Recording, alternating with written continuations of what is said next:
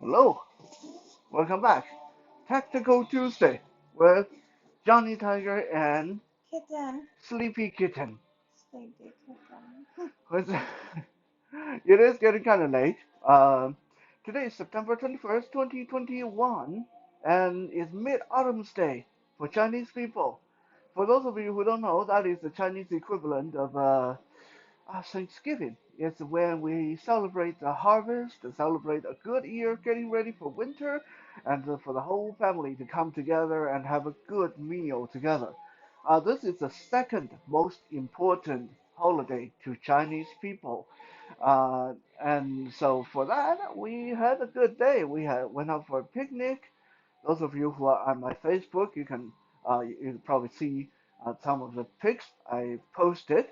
And we spent the afternoon watching an old movie, and we had a Mm-hmm. good dinner. I made some very delicious garlic butter prawn. Super delicious. Yeah, like the kind of dish that I only make for very special people, like my mom and my mom. There's a story behind that. We went out one time, and she, with her mask on, we both had mask on, and she was wearing some kind of a more conservative dress, and someone asked if I was out with my mom. That was kind of funny. Yeah. But anyway, uh, today we're going to continue on illustrating why it's important to be able to immediately find a body part, to pinpoint a body part. Last time we talked about, what did we talk about? Elbow, right? I think we Yeah. talked about the elbow. Today, we are going to talk about the shoulder, but more specifically the underarm, the armpit, commonly referred to underhooking in our grappling circle. You see, when you control the shoulder, there's actually two control points. One is over the trap, and one is under the arm, and both have very different application. First, let me say very quickly why it is a good place to pinpoint. Um, if you can hit someone under the armpit, if you get a good hit in there, that will paralyze this entire arm for up to 40 seconds, maybe longer, because there's a whole bunch of nerves. What are they? The radial nerve, Yes. the ulnar nerve, Yeah. and there's one that comes down from the neck. I can't remember what that one is. Uh, that all congregate and crisscross in the armpit. Uh, that is one big reason to target the armpit. Second, because no, I have never, in all these years of training, I have never come across a person with muscular armpit. It can't happen. Okay, that's the one part of your body that won't have muscle over it. Now, there's it's really well protected because evolution is a wonderful thing. There's a reason why evolution specifically make our arm hang down sideways like this, protecting the rib cage, protecting the armpit. Right? So your arm is usually in the way, and the armpit itself is sandwiched between two slabs of muscle, the lat and the pectoral. Right? The lat in the back, the pectoral in the front. That's what gives the armpit that um, divot, that depression looking uh, on muscular people. But no matter how muscular a person is, the armpit itself, no muscle. It's just like there's nothing. If you don't believe me, you take a thumb or a knuckle, aim at the center of the armpit, and press in. Immediately you will feel just how painful that is. If you do it lightly, it will tickle. Right? Tickle, tickle, tickle. Uh-huh. And if you do it hard, you don't even have to do it that hard. It hurts like hell. I should know. Should I to do that to me sometime? So that makes the armpit a good attack point when you want to disable someone's arm, take the arm out of the fight. Now, the armpit is also one of those control points that I don't recommend you go for unless you really, really know what you're doing. Reason being, like we already said, well protected. The arm is there, the peg, the lat, and on the top, on the opposite side, there's a deltoid, the trap. It's protected by a whole lot of muscle, right? So let's say kitten have her arm out, and I think, okay, good, I'm going to go for that beautiful underarm hook control. So I slide in, trying to get under the armpit, and she clamp her arm down, right, nice and tight. Now I'm trapped, yeah? Now I'm kind of, and the worst part is, my one arm is caught in there. I'm busy trying to extract this, while she has this arm to hit me with, and this arm that's doing the trapping can hit me right here in the short rib. Uh, really bad place to get caught in. Uh, so unless you really know what you're doing, unless you're really, really confident, you might want to skip the whole armpit thing. Uh, just saying, just in case you guys get caught in that kind of situation. Not fun. Okay, so with all that talking, let's get moving. First, I want to show you guys a basic demonstration of why the armpit is important as a control point. We'll have kitten. That's a kitten and I. We are in a grappling contest. We're trying to wrestle each other down. Let's have kitten put her arm over on my shoulder like this. We're like two sumo wrestlers trying to push me, trying to move me.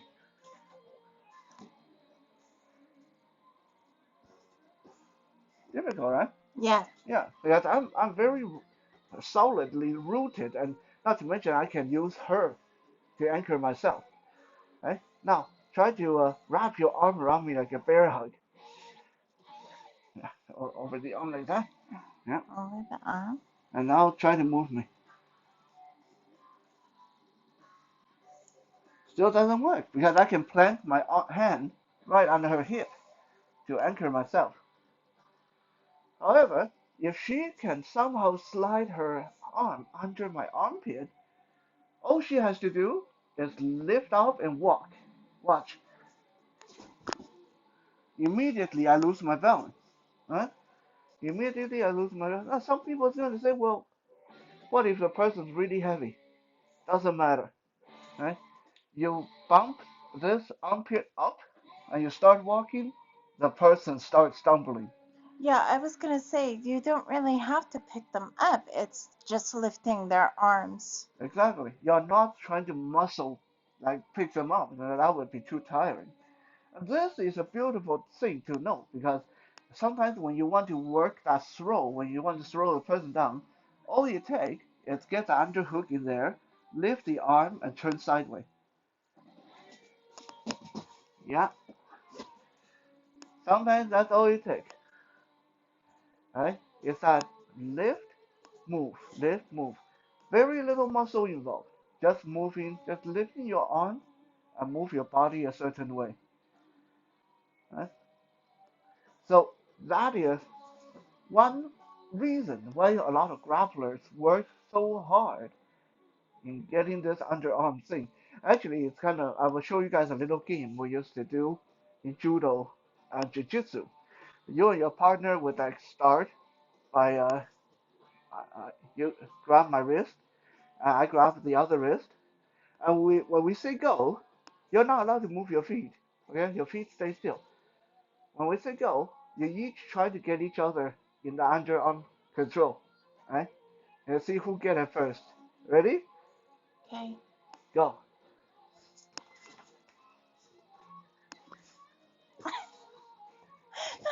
I got Okay, so you got me. it.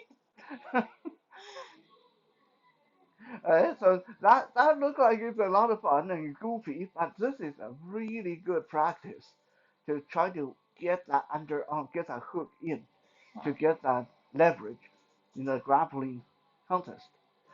Uh, Now I'll show you guys one big, most famous example of underarm control. This usually happens when you get ganged up by two people or three. One of them is going to come behind you, hook their arm through, and then lace their hand behind your head. And you're right, this is a full Nelson. This is the most classic underarm control. Really bad for the person being grabbed because now I can't move my arm hardly. I can't really use my head. And if I try to kick, all she has to do is bring this down, and I'll be doing a face plant into the ground. Right? I'm going to show you guys how to escape that in the future. We're not going to do that today. But a full Nelson is the most classical example of underarm hooking, underhook control. Now, now that I show you the full Nelson, which everyone knows what it looks like, I'm going to show you guys a Johnny Tiger special. Some of you that watch me fight, perform, spar, compete before, you might recognize this. This little move works beautifully, but like I said, you have to really know what you're doing, otherwise you'll get yourself trapped in a whole world of pain. This works as when I throw a punch, if kitten can catch the punch on her backhand, see, if she catches this on the backhand, all she has to do is shoot this forward, glide this forward, and go under. Right away, she is under the arm. Right? Then all she has to do is get her hook in. So hook this, hook up, grab the back of my shoulder, nice and tight. From this angle, all she has to do is take one step back and lift her arm, and watch what happened to me. Yeah? Now she's being nice. She's being nice. Uh-huh. Usually, when we do this, we slam the person face down into the mat Oh with that move. oh my God. Uh, Usually, when I do this to people, when I catch that punch, I go in, hook, drag in, slam them down, and then knee into the face. And that's bye bye. That's the end of the fight, right there. And that is a Johnny Tiger special. Underarm control, drag in, and end the fight. Why does that work? Because when you parry the punch and you come in like this, initially most people they're when you feel this, what do you feel? What do you feel like doing? Most people want to tighten up, right?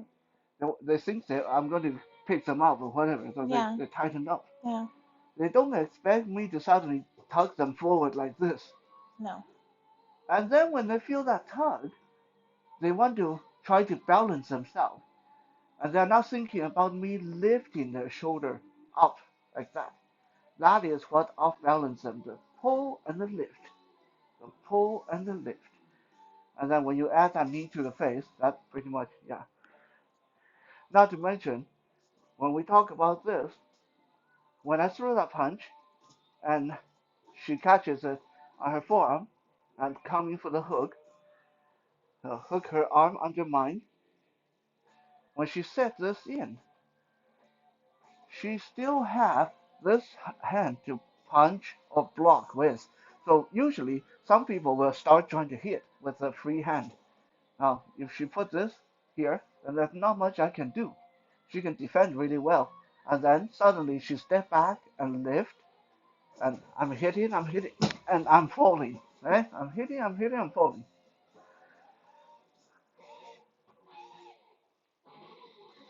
So in the end of the day, underhooking it's a very useful tool, but it's kind of goes in line with what we Chinese people say: if you want the tiger's cub, you got to be brave enough to go into the tiger's den. Alright? So when you want to get that kind of good control, when you want to paralyze the person's arm, uh, you you need to shoot for the armpit, but understand that there is a lot of danger for being trapped. While you're in there, let's say you shoot in, and then the person just I'll show you guys a quick one. When someone shoots for your armpit, how one of the basic response. The person shoot in, you fold your arm in like this, grab your own wrist, and lift up. Yeah. Now suddenly my arm is trapped, and he's just hyperextending my arm. So this is one reason why you got to be very careful when you shoot for that armpit. Right? But as a lot of things goes, uh, it's worth practicing, worth knowing. Uh, if not, if for nothing else, even if you don't do it to people, you recognize it when people do it to you. Right? A lot of time, when someone try to wrestle you down to the ground, they might have some jujitsu, judo background, and suddenly they come in and try to grab you under the arm like that. So now you guys know what to do. Now you guys know what to expect, and don't panic. When someone try to muscle in your armpit like this, stay nice and calm, stay nice and heavy, and fold your own arm over. That will prevent them from being able to do anything. Okay? Thank you for checking out today's Tactical Tuesday. Now we got to go enjoy some delicious mooncake. Yes. Mooncake is the special pastry we eat on Mid-Autumn Day, and this will be Kitten's first time trying it. Oh yeah. And we'll probably go to bed shortly after. We're both pretty tired. I'm not tired. It's just her. I'm really, really tough. Anyway, I'll see you guys tomorrow on Wisdom Wednesday. Yes. Good night. Good night.